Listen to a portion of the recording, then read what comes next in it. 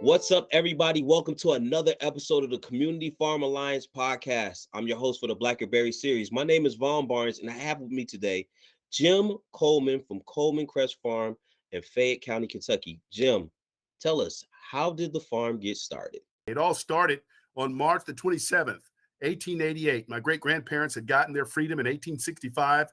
My great-grandfather, James Coleman, he was born in 1845. So within a short amount of time, 1888, he had a big decision to make. He could have said, you know what, I don't stand a chance. Very oppressive.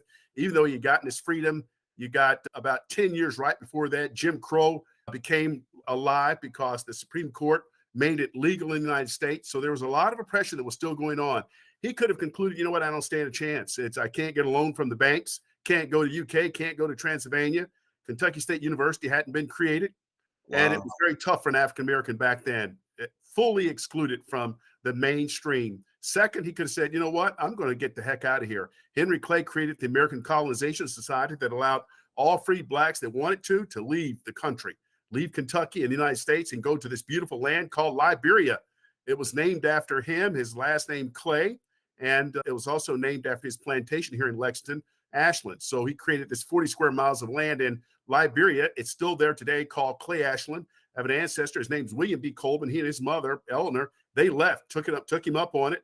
They crossed the Atlantic with others who were free. Took him 6 months to get there. Fast forward, William D. Coleman became the 13th president of Liberia.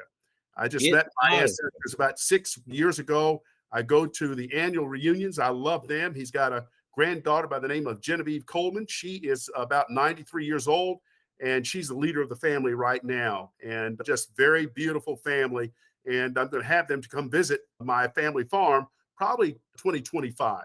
But the third option is called Seize the Moment. And Seize the Moment is all about not focusing on what's broken, because there are a lot of things that were systemically racist and problematic for any African-American to be able to do anything. We were locked out.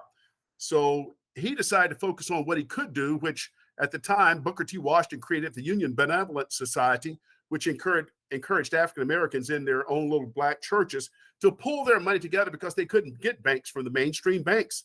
And they did something very unique. They created this fund and they made loans to each other to do two things. One is to buy land, because they learned by working for these big plantation owners that land is where you create wealth. The second is that they took out loans to be able to bury loved ones. And my great-grandparents took out a loan for a jumbo mortgage for $1,200, purchased the land they had tilled as slaves. It was 15 acres. Today, it's called Coleman Crest Farm. They transformed the lives of over 300 of their descendants over the last 135 years. Now, I have a question about that. Sure. I have a question about that. So in that time period, and I know that you're a financial man, I know you're a businessman. Do you still think that process of pooling your money together as a unit is good now for Black people in farms? Absolutely. We really need to have people like you and I to create private equity funds to buy land, just like Bill Gates is. African Americans, think about it, back then, again, no access, couldn't read, couldn't write, just happened to be free and to be able to participate in this free enterprise system. The Colemans weren't the only ones doing this, though. African Americans in the United States, mostly in the southeastern part of the United States, through Booker T. Washington's model, purchased 14 million acres of land, which at the time represented 15% of the available farmland in the United States. If we had that land today, it would be worth nearly $1 trillion in wealth. We've gone over the last 135 years from owning 14 million acres of farmland to 2 million acres of farmland, or less than 2%. And we've got more rights, more freedom. We are more angry, quite frankly, than our ancestors, and we're getting less done. And so we do need to get back to what our ancestors did. And a lot of it was that they came together, they cooperated, they focused on what they could do, not what they couldn't do. They didn't have time to protest. Protest is important, but you're not getting anywhere. They knew that they had a short amount of time to make things happen for their families, and they focused on what they could do. And what they could do was to take out loans and to do just like they had seen when they were enslaved people, buy land. And from there, they were able to raise crops, livestock, as well as they knew over time that land would appreciate, thereby allowing them to either borrow more money from the Union Benevolent Society, and then later on in the Coleman's history, like on into the 40s and 50s, they were able to go to the mainstream banks and put up collateral as the farm to get loans to be able to send their kids to college. John and Molly, my grandparents, took over the farm in 1949. They had a total of 7 kids. They were able to educate 5 out of the 7 kids they had by using the value of Coleman Crest Farm, as well as all of the commerce that was going on with tobacco, corn, pigs, cows, sheep, Right. all of the revenue. They did it back then and made it happen. And they only had 15 acres. We're not talking about 15,000 acres. They generated wealth for long term for their descendants with 15 acres of land. Now, they generate wealth on 15 acres.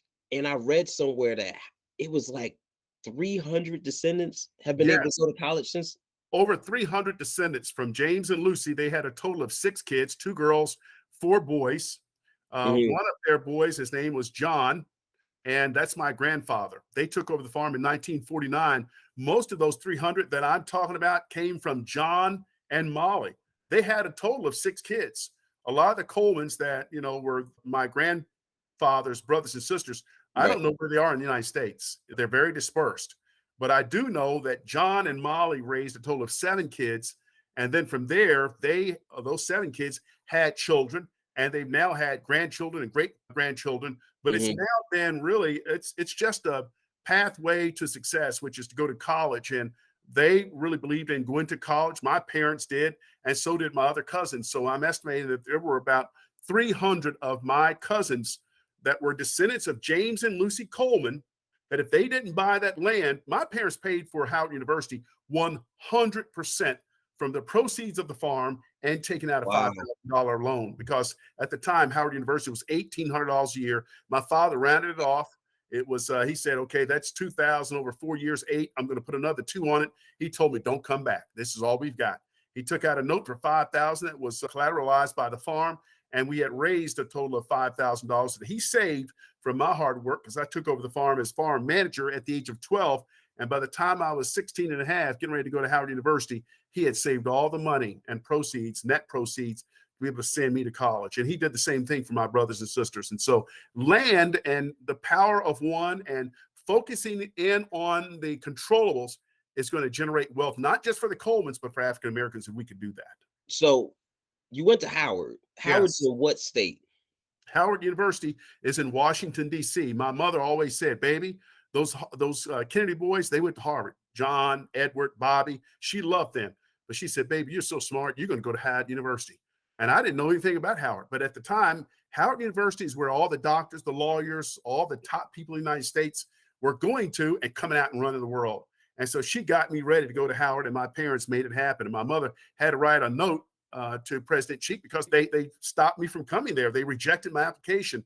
My mother wrote a letter to Dr. James E. Cheek and made an offer he couldn't refuse, and he overturned the university's decision. And I started there in 1978, going to college at Howard University in Washington, D.C.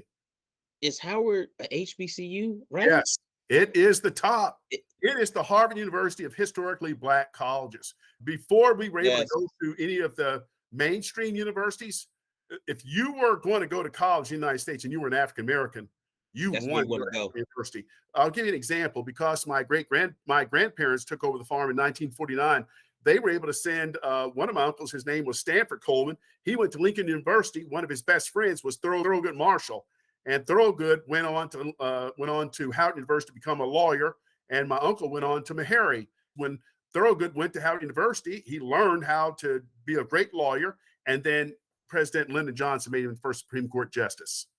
For me, when I went to Howard University, I ran for the Liberal Arts Student Council. One of my classmates came over to hear me speak. She walked up to the table where we had all of these flyers on the table. I needed to get them into the women's dorm. She said, I like what you had to say. And she giggled and laughed. I said, well, thank you very much. She said, I'll take 50 of those flyers. I said, 50? I said, where are you from? She said, I'm from San Francisco. And I said, what's your name? She said, Kamala. And I won by 16 votes. That was Kamala Harris. Okay. Wow. Kamala Harris was my friend, and she came to my wife, our wedding, and I saw her the day that she announced her run for the presidency when she was running the primary, and she saw me in this big stadium, and I hadn't seen her for 40 years. She walked up to me nose to nose and said, James Coleman, you look the same. I'm telling you, that would not have happened. I would not have met Kamala Harris. My Uncle Stanford would not have met Thurgood Marshall if James and Lucy Coleman decided to either quit and give up and become a victim, or if they decided to go to Liberia. My life might not even exist. Or if it did, my life would be very different. It's about the power of one, seizing the moment and focusing in on what you can do, not what you can't do. We get 27,000 days to live in today's numbers. Like I've lived where I've got about 7,000 more days. My grandmother, she died when she was 51. So back then they were happy to live 15 to 18,000 days. And so when they got their freedom, they really focused more on what is it that I can do to help my family, stabilize my family, give them the opportunity and impact future generations. And thank God for James and Lucy, they made it happen. I don't know how they survived. I don't know how they did it and how they tolerated, because today we get insulted if somebody says something, an accident to us, we lose it. And they were called everything, treated, mistreated terribly, but they were focused on the controllables and made it happen for future generations.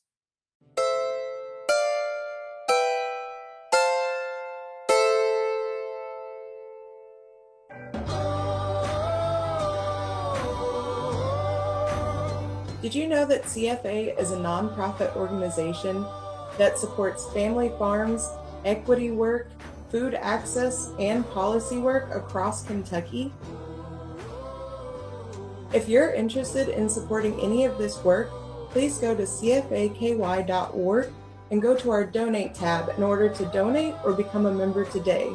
We really appreciate any and all help that we get, and it goes back to helping both farmers and consumers across the Bluegrass State. For more information, go to www.cfaky.org.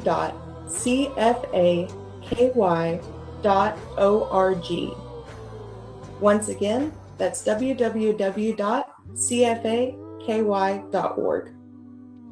Thank you. And now back to our show. During the break, you mentioned the importance of the HBCU in Kentucky and the importance of another HBCU that's in Washington, D.C. But yes. I'm gonna twist this a little bit. Okay. Why is there so much love for these HBCUs and these campuses? Because had it not been for one, there wouldn't be you. Right. But talk a little bit about that love for the HBCU and the love that happened at the HBCUs that made what Coleman Crest Farm is right now. Historically Black colleges, way back into the early 1900, 1910 and going forward, it was the pathway to prosperity for African Americans. That's where we were getting the majority of our teachers, our lawyers, pastors, dentists, doctors. That's where they were coming from. And so it provided the bridgeway, the access to prosperity and independence. My parents went to Kentucky State University. I wouldn't exist today if it were not for Kentucky State. My father studied agriculture. He was the secretary of the Future Farmers Association Club while he was at Kentucky State. My mother studied sociology.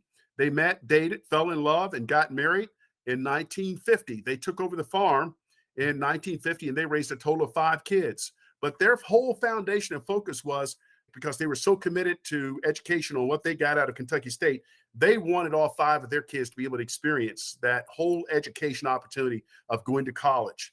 My brothers and sisters, my sister Ruth went to University of Kentucky, where she became the first woman and first African-American to get a civil engineering degree. My brother Bubba went to Kentucky State.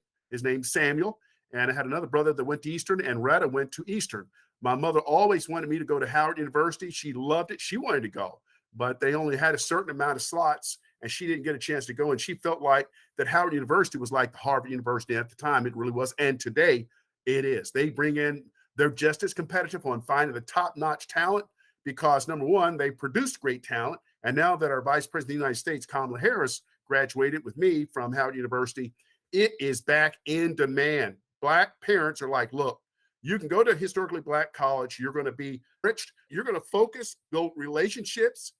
The biggest thing is that not only do you get a good education, but you build lifelong relationships. Right. And relationships with people that are going to go out and make things happen. When I met the brothers and sisters when I went to Howard University, none of them were saying, well, God willing, I'm going to try to be a doctor. They were saying, I'm going to be a doctor. I had another guy, I'm going to be a lawyer. I'm telling you that historically Black colleges produce the talent that we need to go out there and not just help our people, but to contribute to our economy and our country. And that's why it's important for the historically Black colleges to be fully supported. So you used to be a Fortune 500 businessman. Yes. And you talk a lot about how this hamlet in the Lexington Fayette County area was a thing. Speak a little bit to that and how HBCUs could help bring that type of environment back for the America that we're in now? Town was like Wakanda. It was everybody was quiet. Don't brag too much because the mainstream folks will come out and take it and foreclose on you. So don't go around bragging. It was the same kind of concept. You don't want to be colonized. You're independent. You can't participate, so you're forced to have to. We got to work together. We got to raise crops and sell to each other. We got to give each other loans. Booker T. Washington had a good friend named Julius Rosenwald that he was the chairman of the board for Sears and Roebuck Company.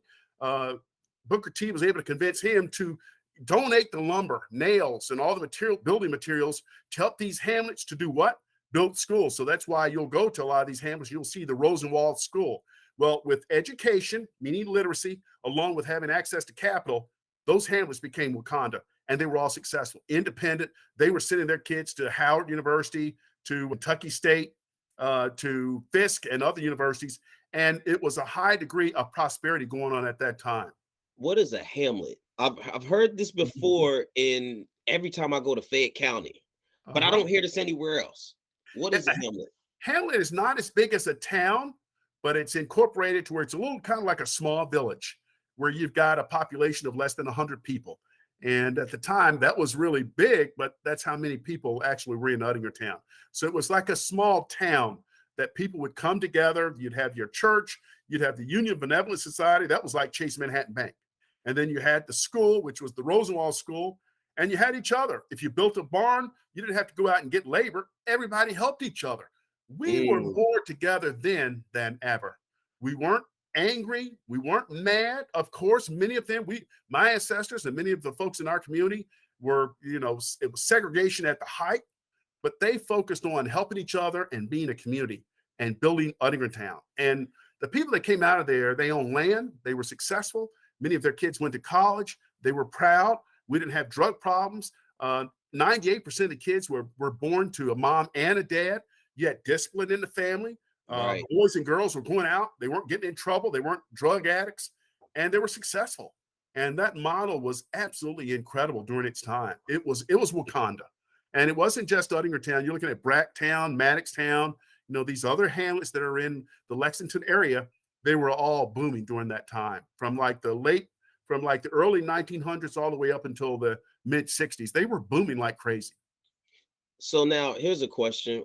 What happened to that? How did that not stay That's thing? a good question. One thing, no matter what happens in society, there's always going to be some kind of unintended consequence that happens. And so while Dr. King and Thurgood Marshall and many did an outstanding job of doing their best to make sure that African Americans would be able to get the same opportunity as a white kid or a white person to be able to have access to society, they wanted to do that to make sure that we were a part of the American system. Well, what happened is many of our people then decided to go to the mainstream restaurants. If their car was broken down, they went now to L.R. Cook instead of relying on a neighbor to fix it. Instead of going to Mr. Triggs up in the lane in Town, now they can go to Walmart or they can go to Walgreens and get things. So while the freedom and opportunity to have access helped us tremendously, what happened is that many of the folks in those communities, and this was going on all over the United States, like doctors and lawyers, now they were able to go to live in other communities where they didn't have to live in an African-American community. What happened is a lot of the top talent left, and oftentimes the ones that had the most capital to invest in the community, thereby leaving the ones that were struggling in that community, and that dissolved a lot of the success that we were having. The second thing is that many of the families were encouraging their kids to, you don't want to be in farming, it's too hard and too risky. Go to Howard, go to Harvard, go anywhere, don't come back. And as a result of that, we started to lose a lot of our farmland over the last 50 years. And we're still losing a lot of farmland. We're losing over 1,000 acres a day because we don't have wills in place. We don't have trusts set up, and we're not focused anymore. We're more focused on getting a degree and getting a professional job than being entrepreneurs and millionaires. Grandparents were basically millionaires. I mean, not actually in cash, but their mindset, their freedom, their access to making things happen for their future generations. They operated like multimillionaires, and many of the others did too. So you went to Howard. You were one of the people that you just talked about that left the farm. Yes. but when you were at Howard, you fell in love. I did. With the prettiest girl at Howard University. Her name was Kathy Clash. My best friend today, Rashawn Baker. I hope he gets to see this someday. We were sitting in the library, and I said, Bake, we were playing kick football. And I looked up, and I said, Bake, who is that? He said, oh, man, that's Kathy Clash. I said, what do you know about her? He said, man, she's in chemical engineering. She's in my Latin course. They had to close it down because everybody was flunking midterm except her. She was getting an A. She started crying when the professor came out and said the class was canceled. I said, buddy, she's going to be my wife one day. He said, buddy, lower your standards. She's pretty. She's one of the most prettiest girls here at Howard. And on top of that, she's intelligent. She wouldn't have either one of us. I said, speak for yourself. And Vaughn, I worked on it for a year, man. I was so nervous and scared to even approach her. But one day I did, and I took her to lunch at the Howard Inn. We had lunch, and it was like going to lunch with Lady Di. She was a complete princess, so classy and professional, and just so brilliant. And we had a conversation for 37 years. We got married on the campus at Howard University. Kamala came to our wedding, and she came to the reception. She even danced with my father after he gave the toast. And Kathleen and I lived all over the United States, 13 different cities. I worked for Oscar Mayer and Company, Pepsi Cola Company, Philip Morris USA, American Express, and she worked the majority of her career with Oracle Sales System, where they do technology. And unfortunately, she passed away on April the 3rd, 2020. And I had to make a decision, just like my great-grandfather. Do you give up and become a victim to it? Do you retreat and move maybe to Florida and just play golf every day and forget that life even happened? Or do you seize the moment and try to keep your life moving? And I did. I decided I needed to go home to restore my heart, which I've set up a $3 million trust in honor of Kathy that provides scholarships for students both at the University of Kentucky and the College of Agriculture, as well as half of it will go to Howard University. So I do that in honor of Kathy so that we will live in perpetuity forever. And then on the side of restoring my farm, it has been a blast. And Ashley Smith has been a complete partner, the one that helped to lead. I call her Harriet Tubman. She's getting all of us out of bondage. She convinces us that we're free, even though we don't think we're free. I got one question. Yes. This might poke the bear a little bit. That's okay. Well, why did you do it with Kentucky and not Kentucky State? Well, you mean with University of Kentucky versus Kentucky State? I did. And, I'm still working on some things. We're going to have the Sam Coleman Day with Kentucky State. Right. And we're going to have a day where the students in the agriculture department come to Coleman Crest Farm to learn all about the principles that my father taught me, and that I'm going to teach them all the things I've learned by working in these big corporations and now leading the farm myself. But the University of Kentucky, quite frankly, they were through Dr. Mia Farrell. They were more aggressive and more organized and being able to help me to accomplish what I wanted, which was to support Manor students, to be able to set up a fund, an organized fund, to be able to make it available so that when I pass away, there's $3 million. Hopefully it'll be more because hopefully the stock market will continue to grow. But my wealth advisors will pull down 5% each year and divide that 5% between the University of Kentucky's College of Agriculture, and the other 50% of that 5% will go to Howard University for scholarships. And as a result, because they believe they can beat the stock market by more than 5% a year, the principal on that fund will never be depleted. Thereby, Kathy and I will live in perpetuity. So we got to find a way. Both. Find a way. Yes. Make sure you got to do some type of fund or scholarship for Kentucky State. I will. That's why in honor of your parents. Yes. Parents, right? You gotta have one set up with your parents' name on it to make sure they live in perpetuity. That's right. With what you're doing with your scholarship fund. That's what I'm going to do. It's my goal to make that happen. I will be doing that before I die, Vaughn. I will be. There's no doubt about it. There's plenty of wealth to go around, and that's why I want to make the farm sustainable. I wanted to get it up on revenue. I'm going to keep working with the stock market, with my wealth management team, and continue to get that to where I can set that up. Right now, going through a process to get a new president. They've got a good acting president, but as soon as they get a full, president on board, I intend on having that conversation. But I need for them to be very committed and responsive. I mean, I want to make sure that fund actually gets used properly and that it goes towards scholarships. And as soon as they get the new president, I hope to be one of the first meetings that president will have.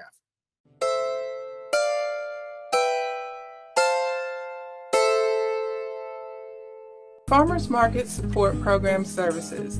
Did you know that a program like this exists? in the state of Kentucky. If your market has been around for a while, or maybe you are a new and existing market, we offer marketing development. We also offer business development. We want to offer programs as such like capital support to support your market managers. There's a cost share program. We can establish your market with the SNAP EBT program. And lastly, we provide networking. For more information, please contact us at cfaky.org/FMSP. Again, that is cfaky.org/FMSP.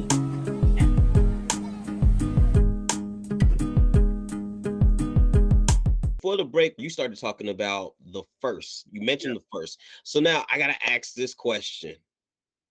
Yes. You happen to be the first to do what in Kentucky? This is so exciting. It's to become the first African-American owned farm to be USDA KDA, meaning United States Department of Agriculture, and Kentucky Department of Agriculture certified Coleman Crest Farm as the first African-American owned farm in the state of Kentucky to be certified organic.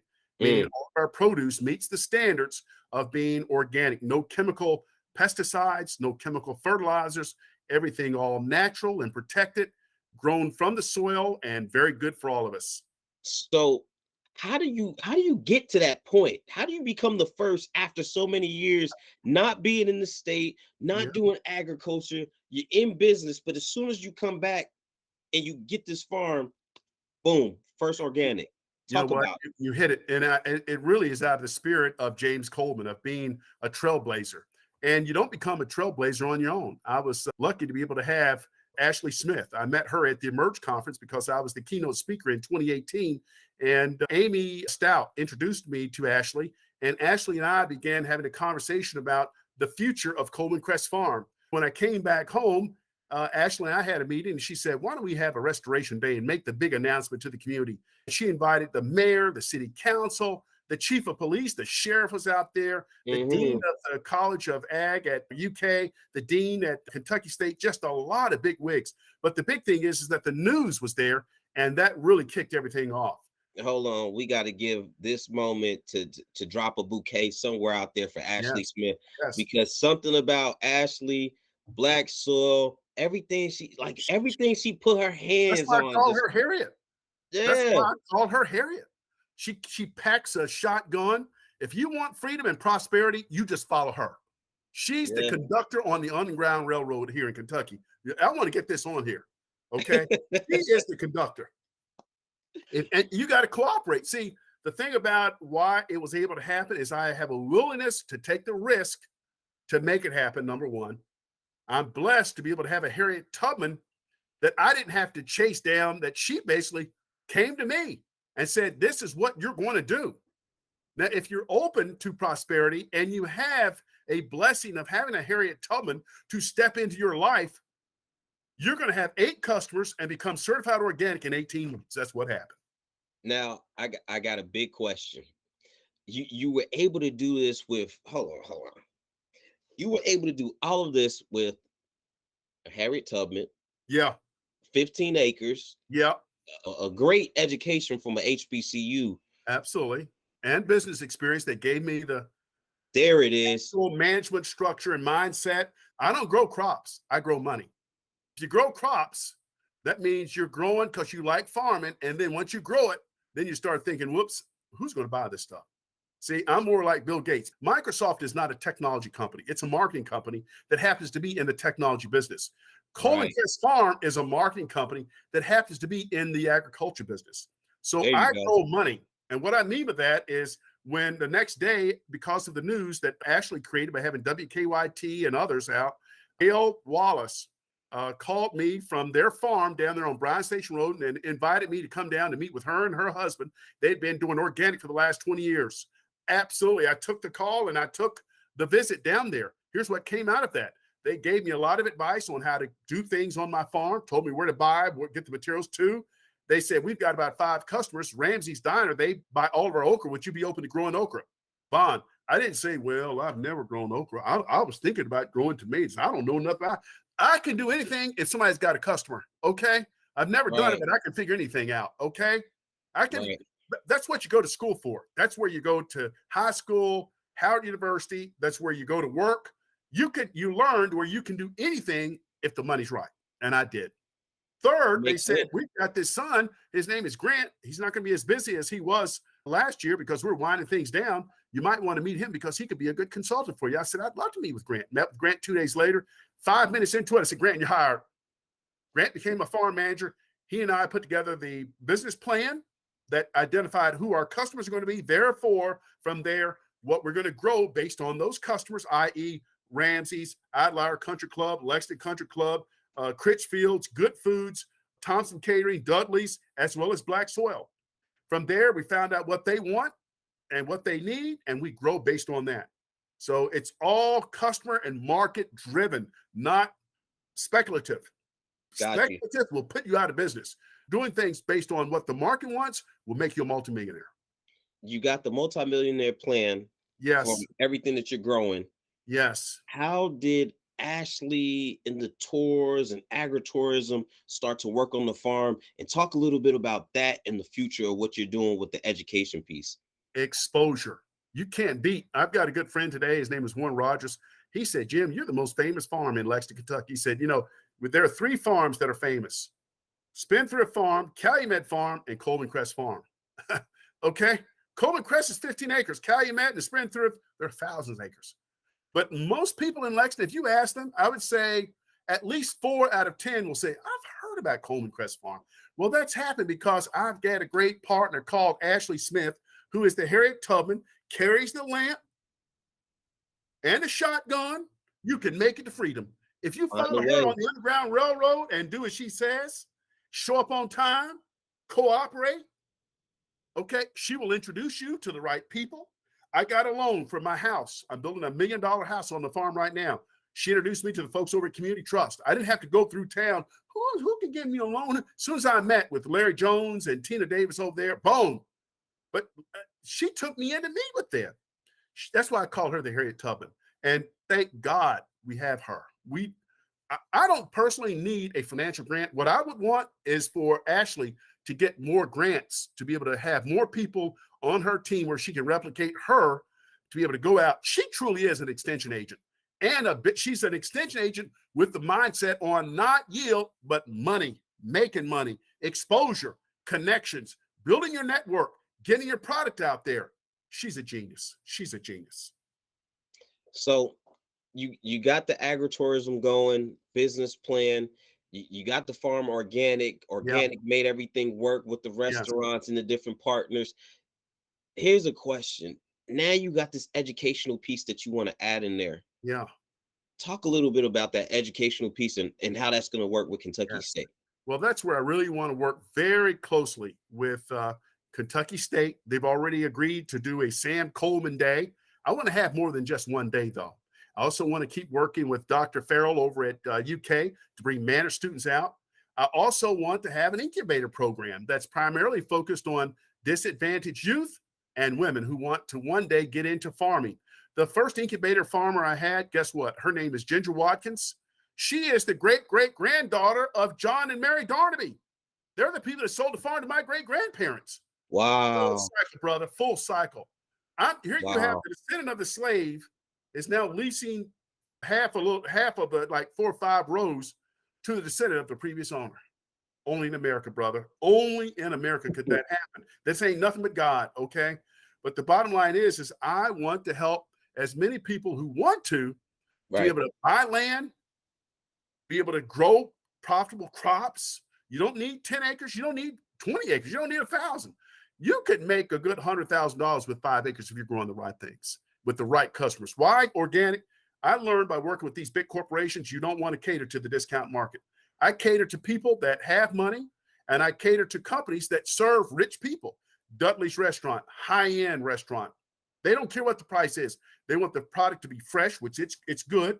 All my produce is 100% organic, and their customers are very picky about making sure that the quality and that food tastes good. They've got money to burn.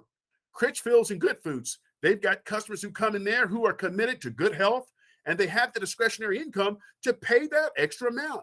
So at Critchfield's and Good Foods, I'm selling tomatoes at $7 and $8 a pound. But if I had to sell that at Walmart, I would have to get away. I'd have to sell it to them for $4 because that's what they're used to paying vendors. So I'm focused, just as Oscar Mayer, Philip Morris USA, American Express, they focus on the high-end consumer, high discretionary income.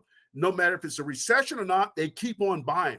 And that's what I've done for Coleman Crest by making it an organic, certified organic farm, producing high-end, great-tasting produce that caters to a market that has the cash, no matter what's going on in our economy, to buy on a consistent basis. Now, I can't say that I believe that everybody has the ability to do that. I want to teach that. You know what? In my training, do you know I want to teach that the most? Because what farmers need the most is marketing and selling skills. Now, that's the question that I wanted to ask. That's the question I want to ask. Mm-hmm. What gave you the mindset and ability to believe that that is what everybody can do? My father always thought, that's why I wrote this book called Cut the Crap and Close the Gap. That's why my father used to say all the time, give me a break, cut the crap and close the gap. Cut the crap and close the gap. He always believed anybody can do anything. If I come from a whole legacy of people that think they can do anything, a slave buying land, a former slave having the guts to think they can buy land after being free for 20 years. Now you're going to step up and buy land. Right. It's the mindset. It's the millionaire mindset that I was raised with. Then on top of that, going to Howard University, meeting with people that didn't even think. Kamala, she's been wanting to be president a long time. Brother, she's been wanting to be president for 40 years since I met her. When she handed out 50 of my flyers, she said, I like this. I like leading. I like providing direction. And guess what? Rashawn Baker and a host of other brothers and sisters that I've met at Howard University are rolling and making it happen all across the United States. And then when I've worked in these big companies, they've always focused on beating the competition, working on getting the best customers in the market, and producing value to those customers. And that's what all of that has helped me to be successful in my farm. And I want to give that away.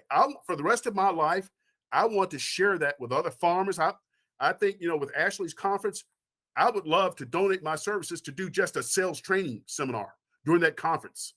Now, that conference that we just came from, the Kentucky Black Farmers Conference, is a combination of Community Farm Alliance and Black Soil to aid Kentucky's Black farmers to become more successful in the agriculture business. Anything in agriculture, hands down.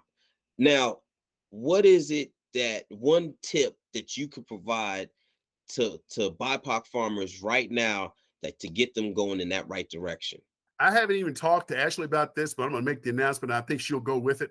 I would be happy to do the next time we have a conference like we did over the weekend. I would be happy to do a sales training seminar during that conference. I would. And I learned at Pepsi, it's a program called Profit Selling Skills, how to prepare. It's PROFITS, prepare, relate to the customer, open up the sales call, featuring the benefits, interacting with the customer. Now you're getting into tackling objections, and TS, sealing the deal. And it's a methodical process on how to close business. I'm working with customers that they didn't know me. I have not been in town for the last 40 years. I mean, there are places my parents are looking from heaven thinking, how in the world Coleman Crest is selling its products at Lexington and Idlehour country clubs? Yeah. My great-grandparents and grandparents and my parents are like, I mean, they're overwhelmed with President Obama becoming the first Black president. That really knocked them out. But they're more impressed. Do you know what they're more impressed by? Is their son being able to sell produce from James Coleman's farm, a Black farm, to organizations in Lexington that would not have done that 50 years ago. And now the opportunity is wide open. And they're gladly taking it on. And they're appreciative of what I do. And they're not doing it as a handout. They're not doing it because I'm a Black farm. I do deliver, and it's a good tasting product, but they gave me the opportunity. And I'm telling you right now, my parents are more impressed with me being able to get into Idlehour and Lexington Country Club and Dudley's than President Obama becoming president. And what they're most excited by and what they're listening to this conversation right now And what I just told you I want to do is I want to help other brothers and sisters do that. We got to stop crying. We can't be mad. Can't go in there woke and crazy. We got to say they want to do business with me because I've got a good product. I know what I'm talking about. I've got a good, fair price. I'm professional. I show up on time. I'm presentable. I've got a professional presentation. They will be ready to buy. I'm telling you right now, I'm going to go with 2 hoop houses next year to really ramp this thing up. I want to get Coleman Crest up to $300,000 to $400,000 in gross sales a year. Why? I want to be able to have a full-time farm manager, a full-time assistant manager, and I want to be able to offer more opportunities to young people here in Lexington to be able to work on my farm throughout the year to learn not about just farming, but business. How to be successful. At Coleman Crest Farm, I grow organic cash. Let me say that one. I grow everything's green at Coleman Crest. Cash, brother. I grow organic cash. Oh my goodness, man. Look, I got one more question for you. We need to do a series.